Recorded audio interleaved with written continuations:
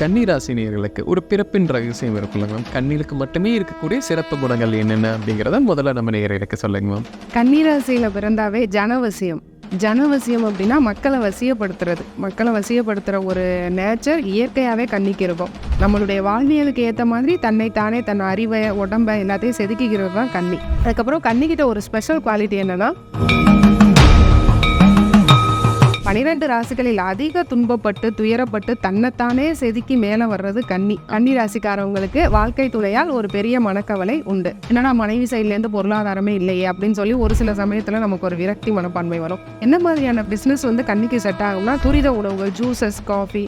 ஆனால் அந்த இடம் ரொம்ப சுத்தமாக இருக்கணும். ஹை கிளாஸ் பீப்புள் போகிற மாதிரியான இடமா இருக்கணும். பக்கத்தில் இருக்கிற ஏன குழந்தைங்களுக்கோ, அதுவும் வேற்று மதம், இப்போ கிறிஸ்டியன் ஸ்கூல் இருக்குது, ஒரு முஸ்லீம் ஸ்கூல் இருக்குது, அவங்களுக்குலாம் நோட் புக்ஸ் வாங்கி தரது ரொம்ப நல்லது சார்.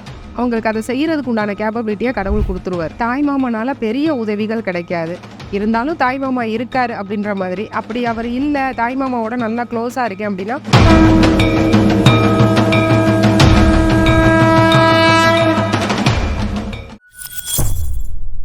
பக்தி பிளஸ் நேயர்கள் அனைவருக்கும் வணக்கம். இன்று நம்மோட இணைந்தவர் பாரம்பரிய ஜோதிடர் சூர்யா தேவராஜன் அவர்கள். வணக்கம் மேம். வணக்கம் சார். கன்னிராசி நேயர்களுக்கு ஒரு பிறப்பின் ரகசியம் இருக்குல்ல மேம். பொதுவாக கன்னியில் பிறந்தாலே இவங்க இப்படி இருப்பாங்க, அவங்க வாழ்க்கையெல்லாம் இப்படி இருக்கும் அப்படிங்கிறத இந்த பதிவில் பார்க்கலாம்.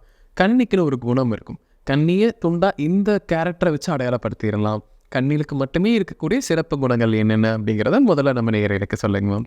கன்னிராசியில் பிறந்தாவே ஜனவசியம் அப்படின்னா மக்களை வசியப்படுத்துகிற ஒரு நேச்சர் இயற்கையாகவே கன்னிக்கு இருக்கும். அவங்க ஒன்றும் ஸ்பெஷலாக பண்ண வேணாம், நேச்சராகவே அவங்கக்கிட்ட நம்ம வசியம் ஆகிடுவோம். அவங்க உட்காந்து பேசினா கேட்டுகிட்டே இருக்கலாம். அதுதான் இயல்பாகவே கன்னி. தன்னைத்தானே உணர்ந்த ஞானி தான் கன்னிராசிக்காரங்க. தன்னைத்தானே செதுக்குபவர்கள் கன்னிராசிக்காரங்க. நம்மளுடைய வாழ்வியலுக்கு ஏற்ற மாதிரி தன்னைத்தானே தன் அறிவை உடம்பை எல்லாத்தையும் செதுக்கிக்கிறது தான் கன்னி. ஓகேங்களா? கன்னியில் சித்திரை, அஸ்தம், உத்திரம். அதில் கன்னியில் சித்திரை பொதுவாக கன்னி நல்ல அப்சர்வ், நல்ல அறிவு, ஆற்றல், ஒரு இண்டிவிஜுவாலிட்டி இருக்கும், தலைமை பண்பு இருக்கும், நல்ல ஒரு லீடிங் குவாலிட்டி. ஒரு ஏதோ ஒரு ஃபங்க்ஷனை நடத்து அப்படின்னு சொன்னால் சூப்பராக நடத்திடுவாங்க. அதுக்கு உண்டான திட்டம் இருக்கும். அந்த திட்டத்துக்கு ஒரு 5 பேரை வச்சுருப்பாங்க. 5 பேரை வச்சு நீ செஞ்சிட்டியான்னு ஒவ்வொரு ஆளையும் கூப்பிட்டு கேட்டுப்பாங்க. 5 பேர்ட்டையும் ஒரே விஷயத்த சொல்லியிருப்பாங்க. 5 பேரும் செய்கிறானா அப்படின்னு சொல்லி பார்க்குறது, அதெல்லாம் கன்னி. சரிங்களா? அதுக்கப்புறம் கன்னிக்கிட்ட ஒரு ஸ்பெஷல் குவாலிட்டி என்னென்னா புதன் மட்டும்தான் அந்த 9 பிளானட்டில் ஆட்சி உச்சம் அடைகிறார். கன்னிராசியில் ஆட்சி உச்சம் அடைகிறது.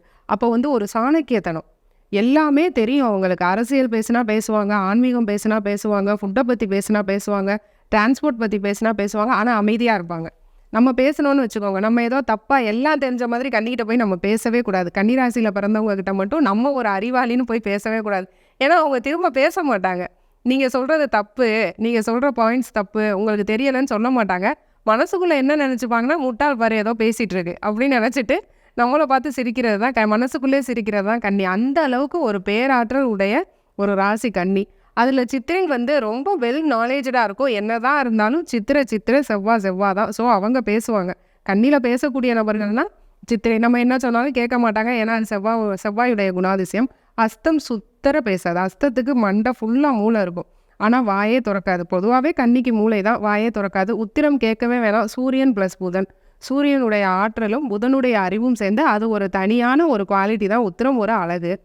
முகத்தில் ஒரு தேஜஸ் இருக்குது, பொலிவு இருக்குது. அது கலராக இருக்காங்க, கருப்பாக இருக்காங்க, முகம் எப்படியோ இருந்தாலும் ஒரு தேஜஸ், பொலிவு. இப்படி பார்த்துட்டு திரும்ப அவங்கள பார்த்தோம் அப்படின்னா அது கன்னிராசிக்காரவங்களாக இருப்பாங்க.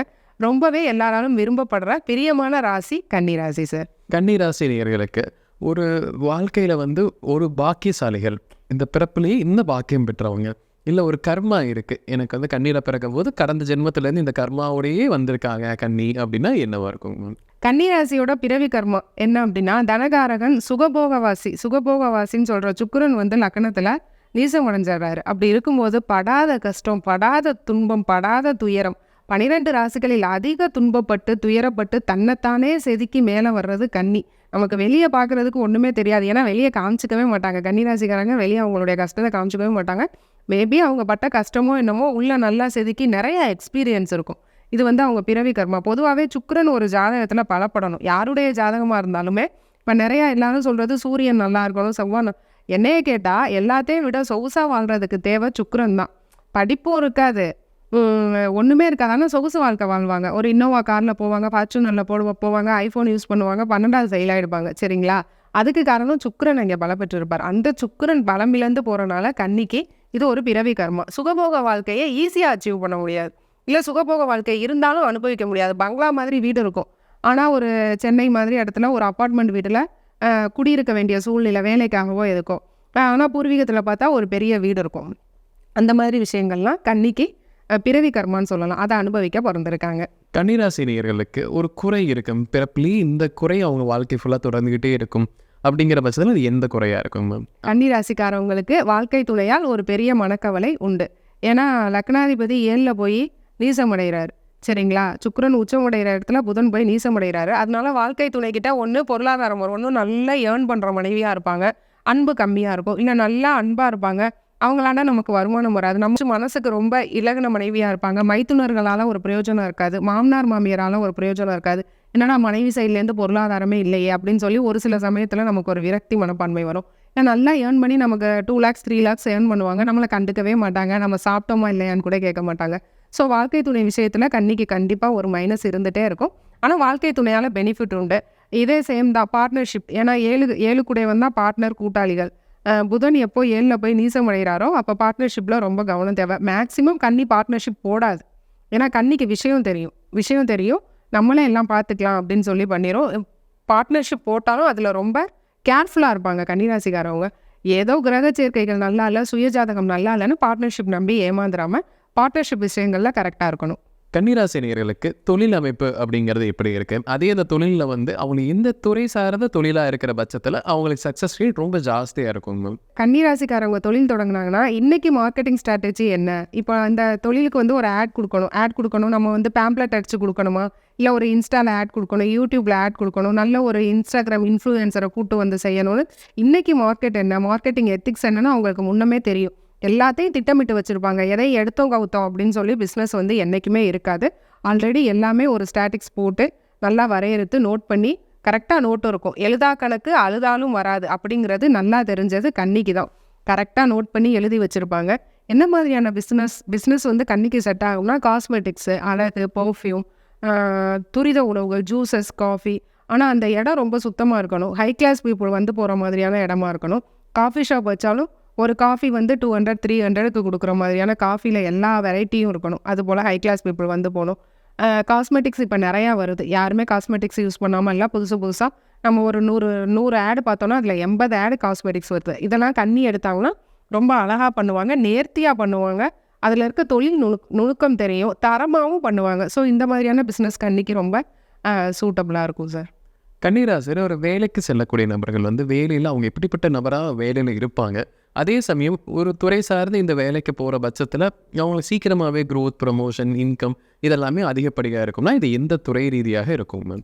கன்னிராசிக்கு ஃபஸ்ட்டு வேலை கிடைக்கிறது கஷ்டம், வேலை செட் ஆகுறது கஷ்டம். ஒரு 2 வேலையிலேருந்து 3வது வேலையில் தான் நான் இப்போது நிரந்தரமாக இருக்கேன்னு சொல்லுவாங்க. இல்லை 2 ஒர்க்கிங் பிளேஸ் மாறிட்டேன், மும்பையில் இருந்தேன், கர்நாடகாவில் இருந்தேன், இப்போ சென்னையில் இருந்தேன், மாறிட்டே இருக்கேன், ஹைதராபாத்தில் இருக்கேன் அப்படின்னு சொல்லி பிளேசஸ் மாற்றிட்டே இருப்பாங்க. எந்த மாதிரியான வேலை அமையும்னா டீச்சிங் நல்லாயிருக்கும். டீச்சிங், மெடிசின், டெர்மட்டாலஜிஸ்ட்டு, காஸ்மெட்டாலஜிஸ்ட்டு, அது மாதிரியான டாக்டர்ஸ் அதிகம் கன்னிராசியில். டாக்குமெண்ட் ரிலேட்டடான ஒர்க்கு, ஐடி ஆடிட்டு, அதுபோல் ஒர்க்கு எல்லாமே. அதாவது அதிகம் வாய் பேசாமல், உடம்பை ரொம்ப அலட்டிக்காமல், வேர்க்காமல் பண்ணுற வேலைகள்லாம் கன்னிக்கு அமையுங்க. ஆனால் ஒரு 2 வேலை விரயமாயிருது கன்னிக்கு. அது கன்னிக்கு எழுதப்படாத விதி. 2 வேலையும் வேலை செய்கிற இடமோ மாறி தான் நான் இருக்கேன் அப்படின்றது கன்னிக்கு ஒரு எழுதப்படாத விதி. கன்னிராசினியர்களுக்கு திருமண வாழ்க்கை அப்படிங்கிறது எப்படி இருக்கும்? திருமணத்தில் அவங்க எப்படி நடந்துப்பாங்க? திருமணத்துக்கு பின் அவங்க வாழ்க்கையில் முன்னேற்றம் இருக்குமாங்க? பொதுவாகவே கன்னிக்கு பாதகாதிபதி வீடு தான் 7ஆம் வீடு. அப்படி இருக்கும்போது திருமண வாழ்க்கையில் ஒரு சின்ன கசப்பு, ஏதாவது முட்டிக்கிட்டு மோதிக்கிட்டு எலியும் பூனையுமா இருக்கும் அப்படின்னு சொல்லி தான் இருப்பாங்க. ஆனால் வெளியே போகும்போது இப்படி ஒரு பேர் கிடைக்குமா அப்படின்ற மாதிரி ஒன்றாவும் இருந்துப்பாங்க சார். கன்னிராசிக்கு மேக்ஸிமம் மனைவியால் இல்லை கணவரால் நல்ல ப்ராஃபிட் கிடைக்கும். வேலைக்கு போகிற மனைவி, பொருளாதாரம் பண்ணக்கூடிய மனைவி, இல்லை எதுவுமே இல்லை அப்படின்னா மாமனார் வீட்டு ப்ராப்பர்ட்டி கொஞ்சம் கிடைக்கும். இல்லை வரும்போதே டௌரியோடு வருவாங்க. அது போன்ற விஷயங்கள் கன்னிராசிக்கு லக்கியாக அமையும். கொஞ்சம் காதல் கம்மியாக இருக்கும். காதல் திருமணம் பண்ணாலும் ஒரு 2 வருஷம் 3 வருஷத்துக்கு அப்புறம் அதிகமாக கிளாஷஸ் வருது, மிஸ் அண்டர்ஸ்டாண்டிங் வருது. இது இயல்பாக. ஏன்னா இயல்பாகவே கன்னி மிதுனம்க்குலாம் பாதகாதிபதி தான் 7ஆம் அதிபதி. கன்னி மிதுனம் தனுசு மீனத்துக்கு இந்த குடும்ப வாழ்க்கையில் ஒரு சில கிளாஷஸ் வந்துட்டே தான் இருக்கும். அதுக்காக பிரிவினைன்னு வந்துடாது, அதை அப்படியே ஓட்டிடுவாங்க. ஏன்னா அவங்களுக்கு தான் அட்ஜஸ்ட்மெண்ட் நல்லா இருக்கும். கன்னிராசி அட்ஜஸ்ட் பண்ணிக்குவாங்க, நல்ல அட்ஜஸ்ட்மெண்ட்ஸ் இருக்கும், புரிஞ்சுக்குவாங்க, மனுஷங்களை புரிஞ்சுக்குவாங்க. இவங்க கிட்ட இது பேசினா இந்த அவுட்புட் கிடைக்கும், இவங்க கிட்ட இதை சொல்லலாம் சொல்லக்கூடாது, இவங்க இந்த சமயத்தில் இப்படி ரியாக்ட் பண்ணுவாங்கன்னு வாழ்க்கை துணையை புரிஞ்சுக்கிட்டு அண்டர்ஸ்டாண்ட் பண்ணி ஓட்டிக்கிட்டு வாழ்க்கையை நகர்ந்து போயிடும். மற்றபடி ஒன்றும் பிரச்சனை இல்லை. திருமணத்திற்கு பிறகு வருமானம் வந்து வேலையில் நல்லா செட்டில் ஆன கன்னிராசிக்காரங்க நிறையா பேர் பார்த்துருக்கேன். திருமணத்துக்கு பிறகு தான் எனக்கு நகையே சேர்ந்துருக்கு, திருமணத்துக்கு முன்னாடி என்கிட்ட 1 கிராம் கூட இருந்ததில்லைன்னு சொன்னான் ஆண்கள். என்கிட்ட ஒரு செயின் இல்லை, மோதிரம் இல்லை, ஆனால் என் மனைவி வந்த பிறகு எனக்கு நிறையா நகை சேர்ந்துருக்கு, ப்ராப்பர்ட்டி சேர்த்த, இடம் வாங்கினேன், வீடு வாங்கினேன் ஆஃப்டர் மேரேஜ் அப்படின்னு சொன்ன அனுபவத்தில் என்னுடைய வாடிக்கையாளர்கள் பல பேர் கன்னிராசியில் பார்த்துருக்கேன். என்னதான் காதல் இல்லை அப்படின்னாலும் வெளியே போகும்போது சேர்ந்து போவாங்க, டப்புன்னு ஒரு புது படம் வந்தால் சேர்ந்து பார்க்க போயிடுவாங்க. இருந்தாலும் வீட்டுக்குள்ளே ஒரு சின்ன சின்ன மனக்கசப்பு எல்லாத்துக்கும் வர மாதிரி இருந்துட்டு தான் சார் இருக்கும். கன்னிராசி நேயர்களுக்கு குழந்தை பாக்கியம் அப்படிங்கிறது எப்படி இருக்கும்? குழந்தை பாக்கியத்துக்கு பின் அவங்க வாழ்க்கை எப்படிப்பட்ட ஒரு முன்னேற்றத்தை இருக்கும்? கன்னிராசி நேயர்களுக்கு 5ஆம் வீடாக சனீஸ்வரர் வராரு. ஸோ குழந்தை கொஞ்சம் லேசியாக இருக்கும். பிறந்தோடனே கொஞ்சம் நடக்க தடுமாறுது, கொஞ்சம் பேச்சு தடுமாறுது, 2.5 வயசுக்கு அப்புறம் தான் குழந்தை பேசுது அப்படின்னு சொல்கிற கன்னிராசி நேயர்கள் நிறையா. பயப்படாதீங்க, குழந்தை பேசிடும் அப்படின்னு சொல்லி நம்ம பலன் சொல்லணும். கொஞ்சம் லேட்டாக பேசும், தாமத பேச்சு இருக்கும். சின்ன வயசில் கொஞ்சம் கீழே விழுந்துடாமல் குழந்தைங்களை பார்த்துக்கணும். இஎன்டி ப்ராப்ளம் குழந்தைங்களுக்கு இருக்கும். பிறந்த உடனே கன்னிராசி காரங்களோட குழந்தைங்களுக்கு கண்டிப்பாக இஎன்டி ப்ராப்ளம் இருக்கும். ஏன்னா 3ல் சந்திரன் வந்து நீசமடைகிறாரு, நீர்கிரகம் வந்து 3ல் நீசமடையுது. அப்படி இருக்கும்போது இஎன்டி ப்ராப்ளம் கண்டிப்பாக குழந்தைக்கு இருக்கும். வீசிங் இஷ்யூஸ் இருக்கும். அதிகமாக ஆண் பிள்ளைகளை பெற்ற கன்னிராசிக்காரர்கள் இருக்காங்க, பெண் குழந்தைங்களும் இருக்கா. கன்னிராசி பையனுக்கு வந்து ஒரு பொண்ணு பிறந்துருச்சு அப்படின்னா அதை தூக்கி வச்சு கொண்டாடுவாங்க, நல்லா அன்பா. அவங்க அம்மா மாதிரி அம்மான்னு பிள்ளைய கூப்பிட்ற கன்னிராசிக்காரவங்க நிறையா பேரை பார்த்துருக்கேன். அது ஒரு வரம் தான். கன்னிராசிக்காரங்களுக்கு பிறக்கிற குழந்தைங்க கொடுத்து வச்ச பிள்ளைங்க தான். கன்னிராசிக்கு உண்டான அறிவு, புலிக்கு பிறந்தது பூனை ஆகுமா அப்படின்ற மாதிரி கன்னிக்கு பிறந்த புள்ள புலியாவே ஆகிடும். ஒரு அறிவாளிக்கு பிறந்த பிள்ளை அப்படியே அறிவாளியா அது போல் ஆகிடும். நல்லா இருக்கும் சார் கன்னிராசியோட குழந்தைங்க. கன்னிராசி நேயர்களுக்கு ஒரு எதிரிகள் அப்படிங்கிறது யாராக இருக்கும்? எந்த குறிப்பிட்ட உறவுகளிடமிருந்து அவங்க ஜாக்கிரதையாக இருக்கணும்? ஏதேனும் நண்பர்களாக இருக்கலாம், உறவு ரீதியாக ஒரு நபர்களாக இருக்கலாம். ஸோ லைஃப்பில் இவங்கனால ஒரு பிரச்சனையை அவங்க சந்திக்க வேண்டிய காலம் வரும்னா யாராக இருக்குங்க? கன்னிராசிக்காரவங்களுக்கு தாய்மாமன் எதிரின்னு சொல்ல முடியாது. தாய்மாமனால் பெரிய உதவிகள் கிடைக்காது. இருந்தாலும் தாய்மாமா இருக்கார் அப்படின்ற மாதிரி. அப்படி அவர் இல்லை, தாய்மாமாவோட நல்லா க்ளோஸாக இருக்கேன் அப்படின்னா அவருக்கு புத்திர தோஷம், புத்திர சோகம், இல்லை திருமணம் ஆகாமல் திருமணம் லேட்டாக ஆனது, அவர் குழந்தைய நினச்சி கவலைப்படுறது, பொருளாதாரத்தில் இஷ்யூ வர்றது, அது போல் இருக்கும்.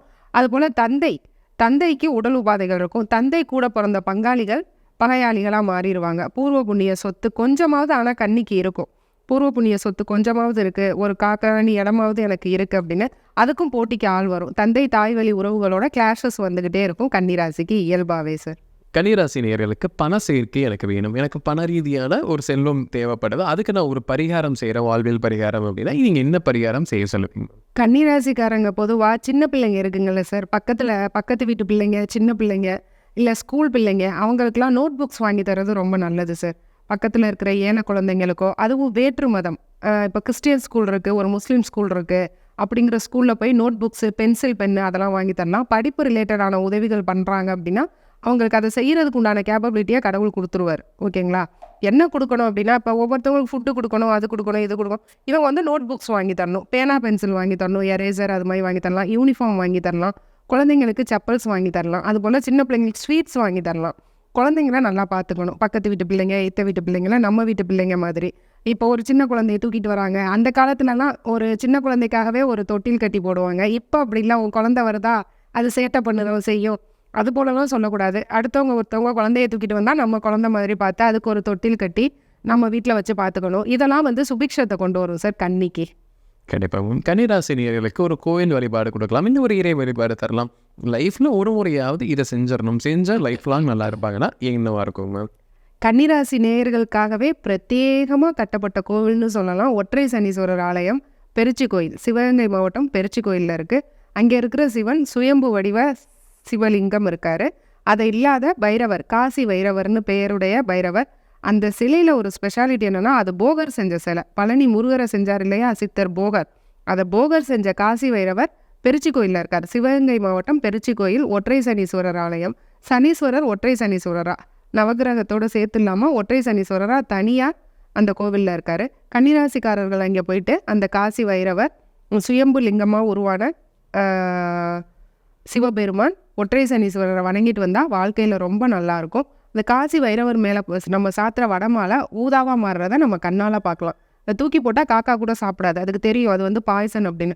அந்த அளவுக்கு முன்ன வந்து இப்போ நம்ம பார்க்கும்போது வைரவராக இருக்கும், பின்னாடி தீபம் காட்டுவாங்க, பின்னாடி முருகர் தெரிவார் சார்.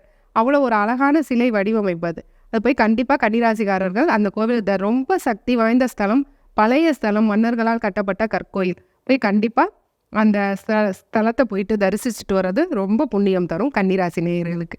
கன்னிராசி நேயர்களுக்கு பிறப்பின் ரகசியம் என்ன அப்படிங்கிறத இந்த பதிவில் நம்ம முழுமையாக பார்த்துவோம். கண்டிப்பாக நம்ம நேயர்களுக்கு ஒரு பயனுள்ள கருத்துக்கலாம் இருக்கும். மீண்டும் ஒரு பதில் சந்திக்கலாம். ரொம்ப நன்றிங்க. நன்றிங்க.